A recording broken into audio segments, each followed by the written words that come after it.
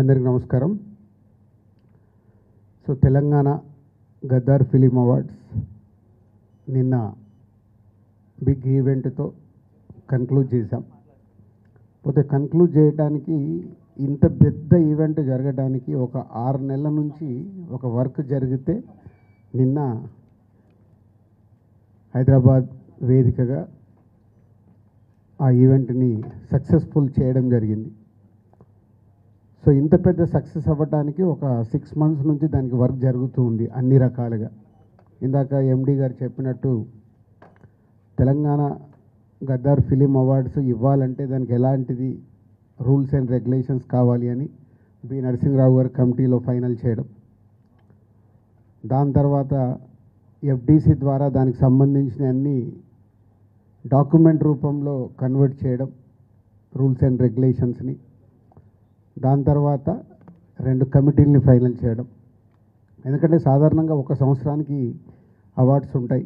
అంతకుముందు కూడా ఎప్పుడు నంది అవార్డ్స్ కానీ నేషనల్ అవార్డ్స్ కానీ ఎప్పుడు ఒకటే సంవత్సరానికి ఉంటాయి.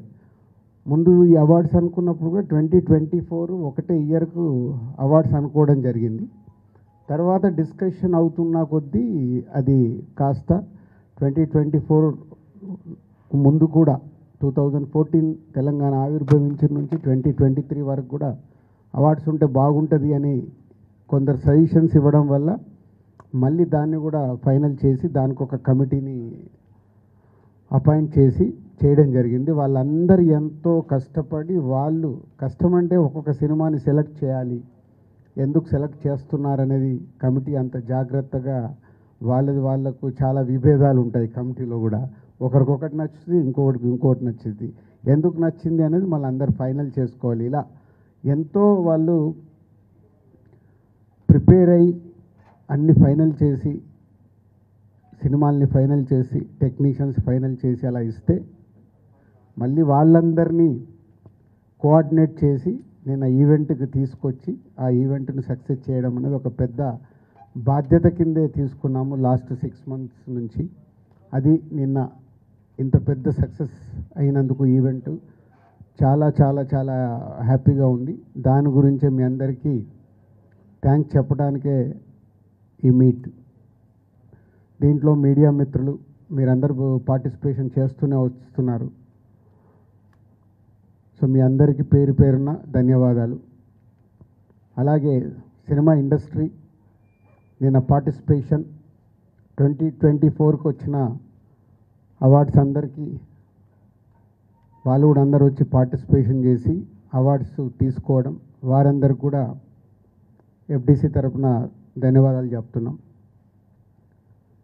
సో స్పెషల్గా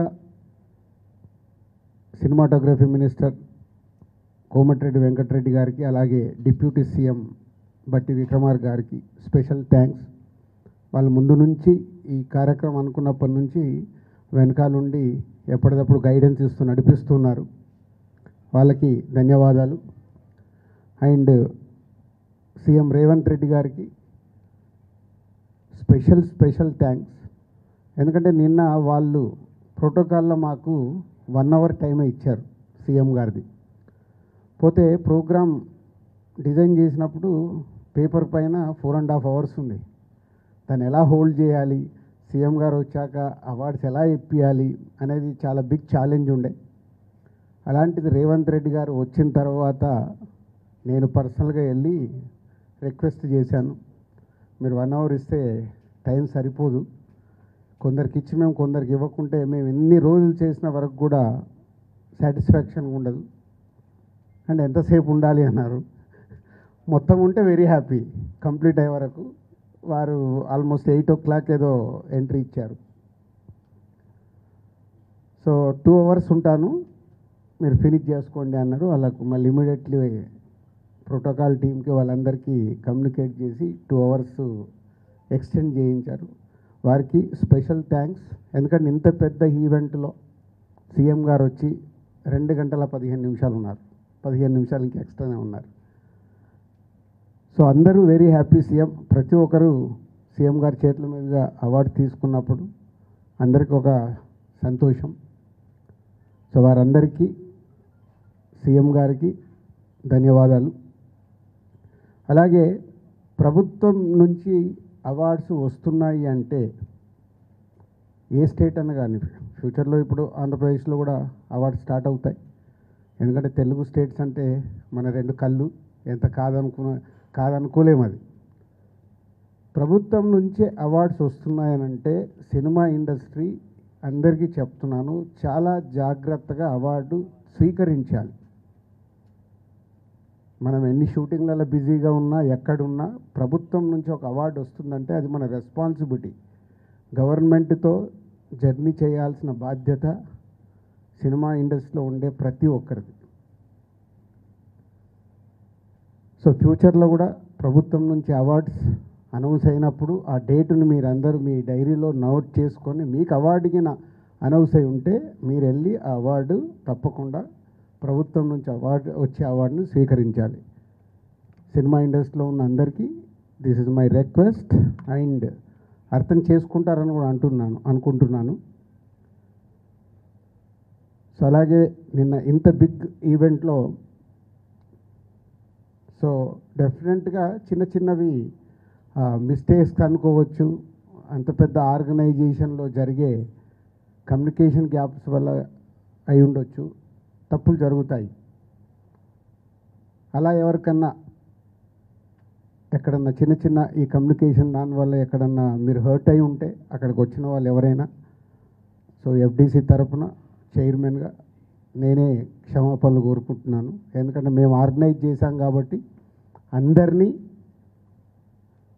ఈవెంట్ కంప్లీట్ అయ్యే వరకు జాగ్రత్తగా చూసుకోవాల్సిన బాధ్యత మాదే. ఎక్కడన్నా డెఫినెట్గా ఇలాంటివి జరిగి ఉంటాయని నేను ముందు జాగ్రత్తగానే నేను చెప్తున్నాను. సో స్పెషల్గా మీడియా మిత్రులందరికీ